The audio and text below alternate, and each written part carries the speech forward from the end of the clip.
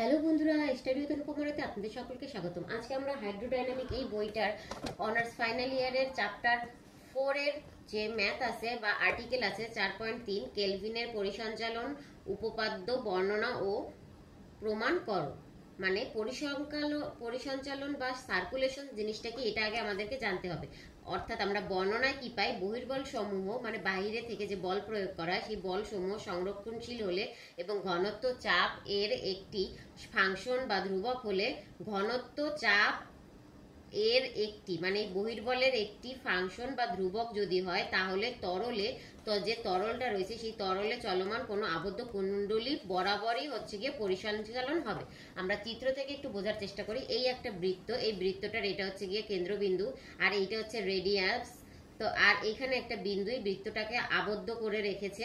এই বৃত্তটার উপর থেকে পরিসঞ্চালিত হয় বা এই বৃত্তটাকে আবর্তন করে। তো এই আর এইটা হচ্ছে গিয়ে এই রেখাটাকে আমরা যে বৃত্তটার আবর্তনকারী এই রেখাটাকে, এটাকে আমরা আবদ্ধ বক্ররেখা বলবো। আর এটার উপর থেকে একটি লম্ব তৈরি হয়েছে, সেইটা হচ্ছে কি এই বিন্দুটাকে আমরা পি আর রেডিয়াসকে আমরা যে ব্যাসার্ধটাকে আর দ্বারা প্রকাশ করব, আর এই আবদ্ধ বক্ররেখাকে আমরা সি দ্বারা প্রকাশ করব, আর এর ফলে যে দিকটা তৈরি হয়েছে সেটাকে আমরা কিউ দ্বারা প্রকাশ করব বা বেগটা তৈরি হয়েছে সেই বেগটাকে আমরা কিউ দ্বারা প্রকাশ করব। তাহলে আমরা প্রমাণে বলতে পারি যে ধরি সি একটি আবদ্ধ কুণ্ডলীর প্রবাহের কোনো বিন্দুতে বেগ কিউ এবং বিন্দুটির অবস্থান ভেক্টর যদি আর হয়, অবস্থান ভেক্টর যদি আর হয়, তাহলে আবদ্ধ এই যে বক্ররেখা সি, এই বক্ররেখা সি বরাবর যে পরিসঞ্চালন, সেই পরিসঞ্চালনটা হবে circulation C equal to integration C Q vector dot D R. তো এই জিনিসটা এখানে সির মান পরবর্তীতে গিয়ে 0 হয়ে যাবে। তো এর পরের আমরা আশা করি এই বৃত্তটা বা এই প্রমাণের এই অংশটুকু কারো সমস্যা নেই। এরপরে আমরা পরের ধাপে চলে যাই। সার্কুলেশন সি কে আর এর উভয় পক্ষকে আমরা ডি বাই ডিটি দিয়ে ডেরিভেটিভ করব। তো ডেরিভেটিভ করলে পর এখানে ডি বাই ডিটি আসছে, সার্কুলেশন সি ব্র্যাকেটে চলে গেছে, আর এখানেও কিউ আর ডি আর এর সাথে আসছে ডি বাই ডিটি। তো এখানে যখন আমরা এটাকে ইউভি এর সূত্রে ফেলাই, তখন ইউ কে রেখে ভি কে করা হয়েছে, আবার ভি কে রেখে ইউ কে করা হয়েছে। তো এই ইউভির প্যাটার্নটা এখানে অ্যাপ্লাই করা হয়েছে। আর এই যে ইউভির প্যাটার্নটা অ্যাপ্লাই করার পরে এই ডি কিউ এই যে ইন্টিগ্রেশনটা আছে দুই পাশে ভাগ করে দেওয়া হয়েছে, জাস্ট একটা প্লাস সাইন আসছে দুই পাশে ভাগ করে দেওয়ার ফলে। তো এই দুই পাশে ভাগ করে দিয়ে আমরা এই অংশের সাথে ইন্টিগ্রেশন সি দিছি, আবার এই অংশের সাথে ইন্টিগ্রেশন সি দিছি। তো এই কাজটা করা হয়েছে। তো এখানে আমাদের এই কাজটা করার পর আমরা d by dt circulation C equal to integration c d Q by dt dr r q dot d q. এইখানে কি হয়েছে, এই ডি বাই ডিটি আর এইটা হচ্ছে কি কিউ এর মান বা বেগের মান। বেগকে প্রকাশ করা হয় ডিআর বাই ডিটি দিয়ে। তো সেই কারণে আমরা এখানে ডিআর বাই ডিটির বদলে কি লিখছি, কিউ। ঠিক আছে, আশা করি এইটুকু কারণ প্রবলেম নাই। ডিআর বাই ডিটি হচ্ছে কিউ এর মান বা বেগের মান। তো আমরা এখানে আবার বলতে পারি যে আমরা জানি গতির সমীকরণ হচ্ছে D Q by DT equal to F বল, যেটা হচ্ছে কি সংরক্ষণশীল বল, বহির্বল সংরক্ষণশীল বল, সেই এফ বল মাইনাস 1 বাই রো, এটা কিন্তু রো পি না, রো ডেল পি। এইটু কাত অবস্থায় যেটা, এটা হচ্ছে রো মানে ঘনত্ব, আর এখানে পি হচ্ছে গিয়ে সেই যে বিন্দু আবদ্ধ বক্ররেখার উপরের যে বিন্দুটা, সেই বিন্দুটা। তো এই যে যেহেতু বহির্বল সংরক্ষণশীল এই এফ কে আবার প্রকাশ করা হয়, এফ এর একটা মান আছে মাইনাস ডেল ওমেগা, এইটাকে হচ্ছে গিয়ে যে কোনো বিভব ফাংশন।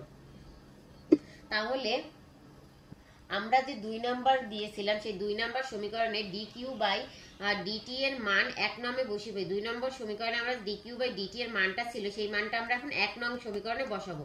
যখন আমরা এই মানটা এখানে বসাইছি, এইখানে ডি কিউ বাই ডিটি এর জায়গায় এই মানটা আমরা বসাই দিছি। এই মানটা বসানোর পরে সবকিছুই ঠিক থাকে, শুধুমাত্র এই মানটা এইটার সাথে যখন গুণ হয় টোটালটা আমরা ব্র্যাকেটে নিয়ে এসে এই ইন্টিগ্রেশন সিটার ভিতরে টোটালটা নিয়ে আসছি।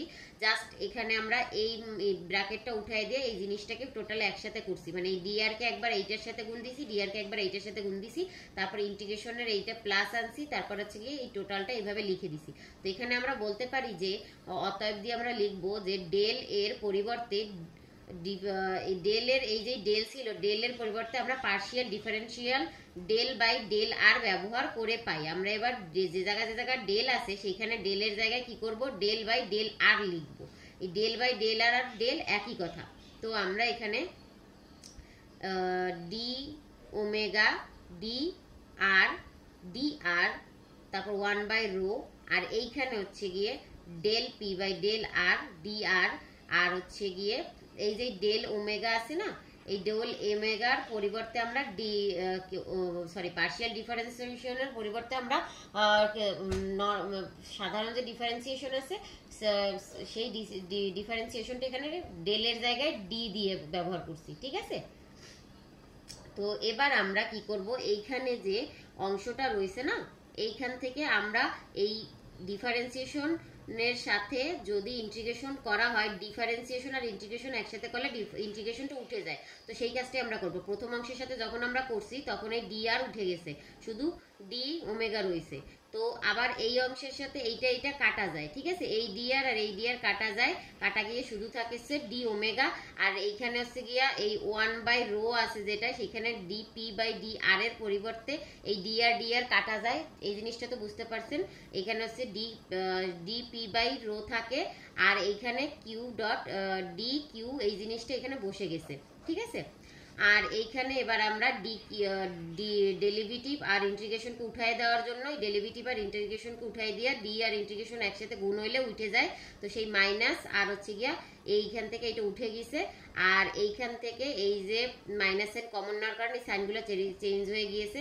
আর ডি কিউ বাই রো, এই ডি কিউ বাই রো যে আছে, তো সেই ডি কিউর সাথে কোনো কাটাকাটি যাচ্ছে না, যার কারণে আমরা ওমেগাটাকে রেখে দিছি, আর ইন্টিগ্রেশনটাকে রেখে দিছি। আর এইটার সাথে যখন এই কিউকে কিউর সাপেক্ষে ডিফারেন্সিয়েশন করা হয়, তখন এটি ডিফারেন্সিয়েশন করলে পর আসে যায় হচ্ছে d square by 2, q square by 2। এখানে একটা এখানে আমি একটা হচ্ছে গিয়ে থাকবে, বার চিহ্ন থাকবে, তো এখানে বাই 2 আসবে। আর এই টোটালটাকে আমরা যেহেতু লিমিট বসাইছিলাম সি, তো সেই সিটা এখানে লিখে দিলাম, আর এই সি এর মানটা হচ্ছে গিয়ে 0, ঠিক আছে। তো d by dt by circulation C equal to, এখানে যদি আমরা লিমিট বসাই তাহলে আসে গিয়ে 0, ঠিক আছে। তো সার্কুলেশন সি ইকুয়াল টু একটি ধ্রুবক, এটা প্রমাণিত হয়ে গেল। যে কোনো আবদ্ধ কুণ্ডলী বরাবর পরিসংকলন তাহলে কি ধ্রুবক, এটা প্রমাণিত হয়ে গেল। তো আশা করি অঙ্কটা বুঝতে কারো কোনো সমস্যা নেই। দেখা হবে পরবর্তী ভিডিওতে। আর এতক্ষণ সাথে থাকার জন্য আপনাদের সকলকে অসংখ্য ধন্যবাদ।